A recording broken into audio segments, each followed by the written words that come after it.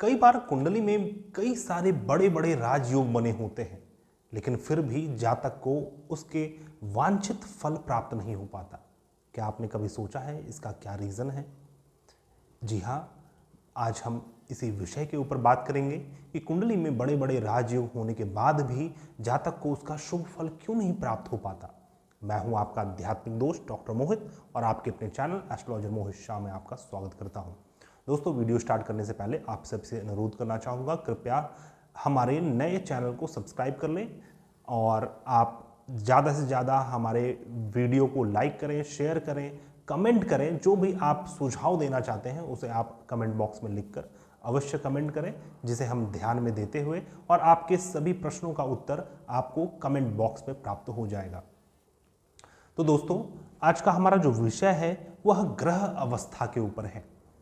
ग्रह अवस्था एक बहुत ही गहन विषय है, क्योंकि जब आप कुंडली देखते हैं, कोई भी जातक जब कुंडली देखता है, जब आपका बर्थ चार्ट खोला जाता है तो उसमें हम देखते हैं कि कौन से ग्रह किस भाव में बैठे हुए हैं, किस राशि में बैठे हुए हैं, किस नक्षत्र में बैठे हुए हैं। ग्रहों के साथ अन्य और कौन से ग्रह बैठे हुए हैं, किसके साथ उसका कंजंक्शन है, किस ग्रह की दृष्टि पड़ रही है। लेकिन हम कभी भी माइन्यूटली ग्रह की अवस्था को नहीं देखते। ग्रह के डिग्री को देखते हैं, लेकिन ग्रह के डिग्री नक्षत्र के पद को समझने के लिए देखते हैं, लेकिन कभी भी हम ग्रह के अवस्था को देखने का प्रयास नहीं करते। लेकिन ज्योतिष शास्त्र के प्रवर्तकों ने अपने ग्रंथों में इस ग्रह अवस्था के ऊपर बहुत ज़्यादा दृष्टि डाला है। ग्रहों की अनेक अवस्थाएं होती हैं। पराशर ऋषि ने ग्रहों की अनेक अवस्था को बतलाया है, जैसे कि ग्रहों की बाल्य आदि अवस्था होती है, जिसमें 5 अवस्थाएं होती हैं: कुमार अवस्था, बाल्यावस्था, युवावस्था, वृद्ध अवस्था और मृत अवस्था। उसी प्रकार ग्रहों की जागृत आदि अवस्थाएं होती हैं, ग्रहों की दीप्त आदि अवस्थाएं होती हैं, लज्जित आदि अवस्थाएं होती हैं, गर्वित आदि अवस्थाएं होती हैं और शयन आदि अवस्थाएं होती हैं। इस प्रकार से देखा जाए तो ग्रहों के कुल 6 प्रकार के अवस्था होते हैं। उस 6 प्रकार में भी अलग अलग अवस्था है। जैसे कि मान लीजिए शयन अवस्था को हम देखें, शयन आदि अवस्था में कुल 12 प्रकार की अवस्थाएं हैं, जैसे कि शयन अवस्था, नेत्र पाणी अवस्था, प्रकाश अवस्था, गमन अवस्था, आगमन अवस्था, सभावास अवस्था, आगमन अवस्था, भोजन अवस्था, नृत्य लिप्सा अवस्था और कौतुक अवस्था, निद्रावस्था। इस प्रकार की 12 अवस्थाएं शयन आदि अवस्था में होती है। उसी प्रकार गर्वित आदि अवस्था में कुल 6 प्रकार की अवस्थाएं होती हैं। जब ग्रह गर्वित फील करते हैं, जैसे कि गर्वित अवस्था, मुदित अवस्था, ग्रह जब खुश रहते हैं, बहुत आनंदित रहते हैं। उसी प्रकार लज्जित अवस्था में ग्रह लज्जित होते हैं, शेमफुल फील करते हैं किसी न किसी कारण से। उसी प्रकार क्षोभित अवस्था, क्षुधित अवस्था और तृषित अवस्था। तृषित अवस्था का अर्थ है जब ग्रह तृष्णा में, तृष्णा का अर्थ है कि किसी चीज के प्यास में प्यासे रहते हैं ग्रह। तो इस प्रकार की ग्रहों की अवस्थाएं होती हैं। ग्रह आपकी कुंडली में चाहे किसी भी राशि में बैठे हों, किसी भी भाव में स्थित हो, कितने भी बड़े राजयोग क्यों ना बना रहे हों, लेकिन अगर ग्रहों की अवस्था उचित नहीं है, ग्रहों की अवस्था यदि अच्छी नहीं है, तो आपको अच्छा फल नहीं प्राप्त होगा। चाहे उसकी दशा आ जाए, चाहे आप उसका कोई भी उपचार कर ले, रत्न धारण कर ले, क्योंकि जब तक हम ग्रहों की अवस्था को ना सही कर ले, मान लीजिए मंगल और राहु का एक अंगारक दोष बना हुआ था आपकी कुंडली में, तो इस अंगारक दोष का फल, इसका जो टेंडेंसी है, कितने मारक क्षमता रहेगी इसकी, वह ग्रहों की अवस्था के आधार पर हम डिसाइड करेंगे, जिसे हम ग्रह बल भी कहते हैं। तो दोस्तों, इस प्रकार से ग्रहों की कई सारी अवस्थाएं होती हैं, लेकिन पराशर ऋषि ने साफ वर्णित किया है अपने ग्रंथ में कि इन सभी अवस्थाओं में भी बाल्य आदि अवस्था सबसे प्रमुख अवस्था है। आइए पहले समझते हैं बाल्य आदि अवस्थाएं होती क्या हैं। ग्रह जब किसी जातक का जैसे जन्म होता है तो सबसे पहले वो बिल्कुल बाल्य अवस्था में होता है, जब उसके दूध के दांत भी नहीं निकले होते हैं। धीरे धीरे वो बड़ा होता है, कुमार अवस्था में आ जाता है, जब 5, 6, 7, 8, 9, 10, 11, 12 साल का होता है।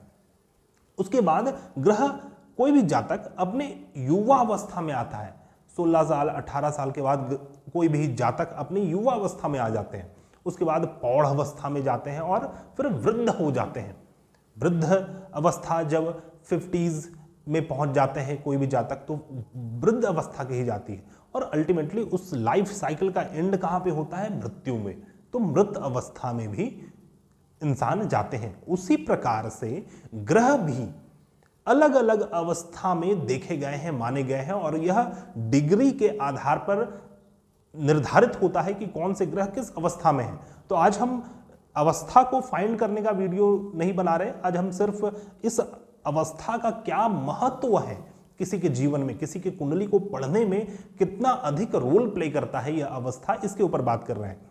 तो ग्रहों का जो बाल्य आदि अवस्था है यह 5 पार्ट में डिवाइड किया गया है। पहला है बाल्य अवस्था, दूसरा है कुमार अवस्था, तीसरा है युवा अवस्था, चौथा है वृद्ध अवस्था और पांचवा है मृत अवस्था।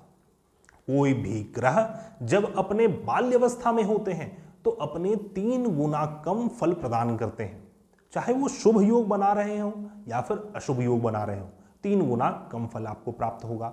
उसी प्रकार मान लीजिए कोई ग्रह अपने कुमार अवस्था में है तो कुमार अवस्था में 2 गुना कम फल प्राप्त होता है, और जब युवा अवस्था में आ जाते हैं तो ग्रह अपने पूर्ण फल को देने वाले होते हैं। अब उस ग्रह से संबंधित कोई राजयोग बना हो या फिर कोई अशुभ मारक योग बना हो, वह पूर्ण फल उसका आपको प्राप्त होगा।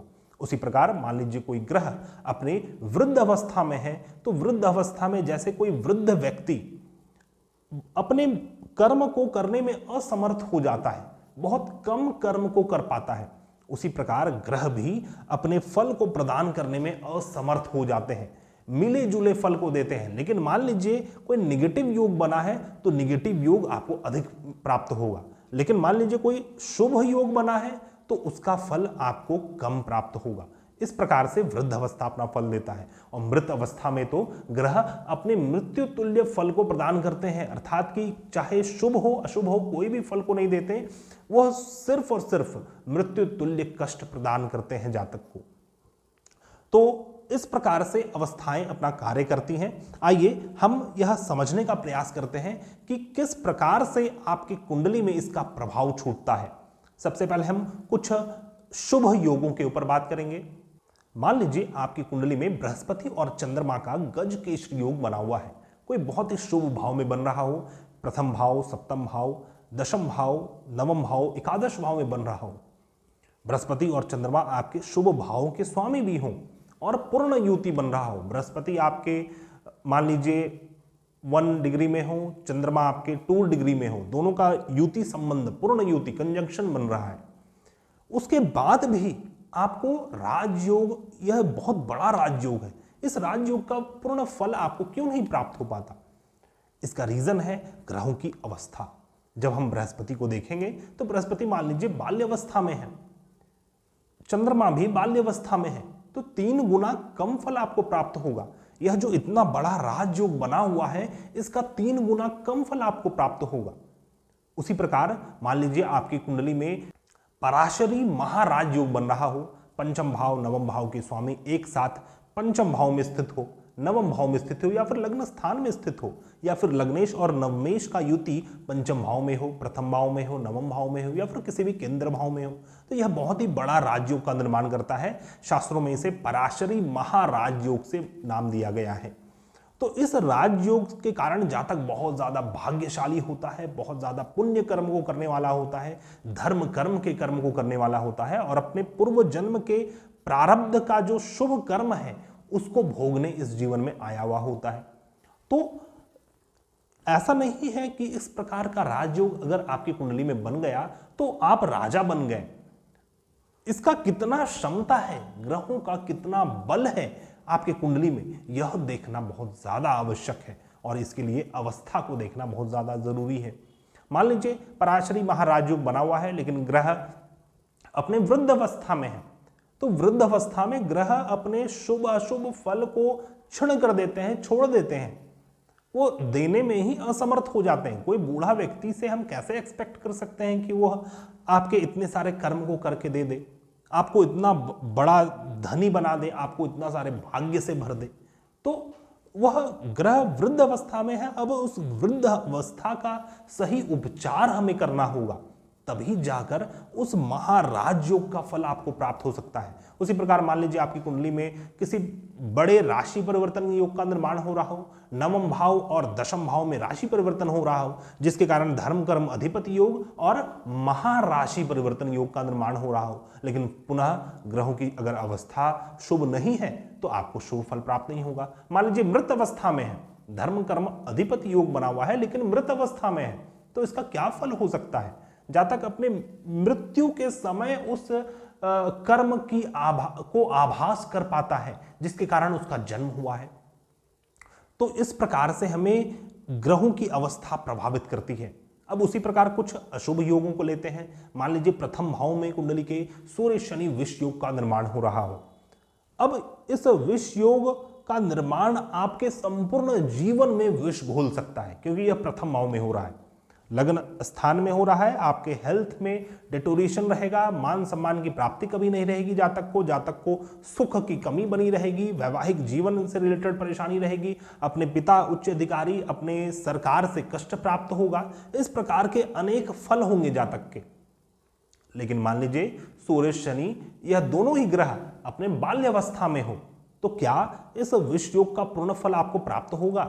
इसीलिए बहुत बड़े बड़े अशुभ योग को देखकर डर भी नहीं जाना चाहिए और बहुत बड़े बड़े शुभ योग को देखकर बहुत ज्यादा प्रसन्न नहीं हो जाना चाहिए, क्योंकि उसके पीछे का जो साइंस है उसे देखना बहुत जरूरी है, ग्रहों की अवस्था। अब मान लीजिए यही सूर्य शनि विष योग अपने युवावस्था में हो, दोनों ही ग्रह अपने युवावस्था में हो, तो इसका प्रचंड फल आपको देखने को मिलेगा।